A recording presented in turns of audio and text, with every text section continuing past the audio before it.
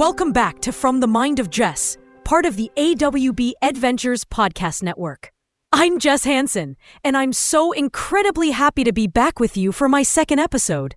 A huge thank you to AWB Education for giving me this wonderful opportunity to share my thoughts and experiences with all of you. I have to admit, this is kind of fun, getting to share my stories with other educators that are doing the hard work every day. Today, we're going to dive into a topic that's incredibly important to me as we head into a new school year, and that is supporting students with anxiety. The start of a new academic year, while exciting for many, can be a source of immense stress and fear for others. It's not just about the new curriculum or new teachers. For some, it's about the overwhelming sensory input, the social pressures, or even just the physical transition back into a structured environment. We'll delve into proactive strategies for those anxious beginnings and also discuss how to respond effectively when issues surface, reminding ourselves that a little extra understanding goes a long way.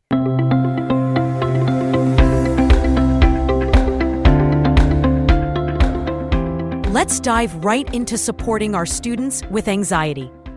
I want to share a story that's always stayed with me, about a student I'll call Kate. Kate was a bright, sweet kid, but the beginning of each school year was a nightmare for her. I remember one particular morning, walking with her and her mom towards the school's front door. As we got closer, Kate literally froze. Her eyes wide with terror, she couldn't move. It was as if an invisible wall had appeared between her and the building. Some colleagues, bless their hearts, just couldn't wrap their minds around it. "She's just being dramatic," or "she needs to get over it," were common refrains. But for Kate, this was absolutely a terrifying ordeal. The sight of that door represented an insurmountable barrier of fear and overwhelming stimuli. It wasn't about defiance. It was about genuine, debilitating anxiety that manifested physically. So, how can we as school leaders and educators help students like Kate? A fantastic strategy to ease this transition is to offer school walkthroughs before the building is full of other people. Imagine giving anxious students and their families the opportunity to navigate the hallways, find their lockers, see their classrooms, and even meet their teachers in a calm, quiet environment. This simple act can significantly reduce the unknown, which is often a major trigger for anxiety. Consider scheduling these personalized visits a week or two before the official start date, perhaps in small, staggered groups to maintain that quiet atmosphere. You could even consider implementing a soft start to the year, where the first day or two are less about academics and more about reacclimation, building connections, and re-establishing routines with grace and understanding. This might mean shorter school days, more focus on team-building activities, or even just extended homeroom periods to allow students to settle in gradually. Allowing for flexible schedules. Offering designated quiet spaces where students can decompress, and even staggered arrival times for the most anxious students can make a world of difference. The Child Mind Institute, for example, offers excellent resources on managing back-to-school anxiety, emphasizing exposure and preparation as key strategies to desensitize children to anxiety-provoking situations. They recommend gradually increasing exposure to the school environment, starting small and building up. Similarly, organizations like the Anxiety and Depression Association of America, or the ADAA, provide valuable insights into creating supportive environments for students struggling with anxiety in educational settings, highlighting the importance of predictable routines and clear expectations to reduce uncertainty. These resources are invaluable for any school looking to create a truly welcoming and supportive environment for all students.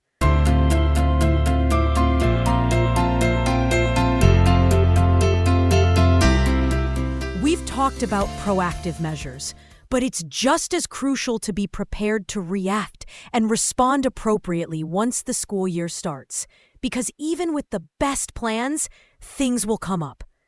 This brings me to another student, a boy I'll call Jack.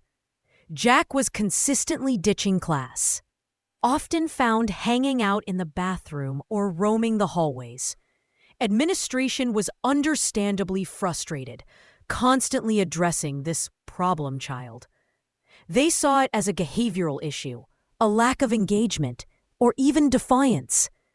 But something in my gut told me there was more to it. After many patient conversations, building that crucial relationship, I finally got to the heart of the issue. Jack wasn't avoiding work, and he wasn't struggling with the content. Nor was he trying to avoid people. He couldn't hear very well. He was constantly asking for things to be repeated in class, and he was profoundly embarrassed. In his own words, he felt like he was becoming the old deaf man, and he absolutely did not want to be the kid with hearing aids. He just couldn't get past that frightening future to help himself in the present. This was a classic case of an underlying issue masked by what appeared to be defiant behavior. It took time and a genuine connection to uncover this. Once we understood the root cause, the solution became clear. We pulled a team together, his teachers, his parents, and myself, and developed a proper 504 plan. This plan wasn't complicated. It focused on simple, effective accommodations. We worked with his teachers to have him always sit closer to the instruction, nonchalantly, of course, so he could engage in class without drawing attention to his hearing. We also ensured that visual aids were consistently used and that teachers were mindful of speaking clearly and facing the class. This small adjustment, born from understanding and not just reacting to surface behavior, transformed his experience. Jack stopped ditching class because the barrier to his participation was removed. He no longer felt exposed or inadequate. This story, for me, really underscores how vital it is to not only prepare in the summer, but to be prepared to react and respond appropriately and empathetically once the school year starts. Sometimes the problem isn't what it seems on the surface, and it's our job as leaders to dig deeper, to build those relationships, and to truly understand our students. The American School Counselor Association, ASCA, consistently highlights the importance of comprehensive school counseling programs in addressing the holistic needs of students, including those hidden challenges that might not be immediately apparent. Their ethical guidelines emphasize advocating for all students and removing barriers to learning, which is exactly what happened with Jack.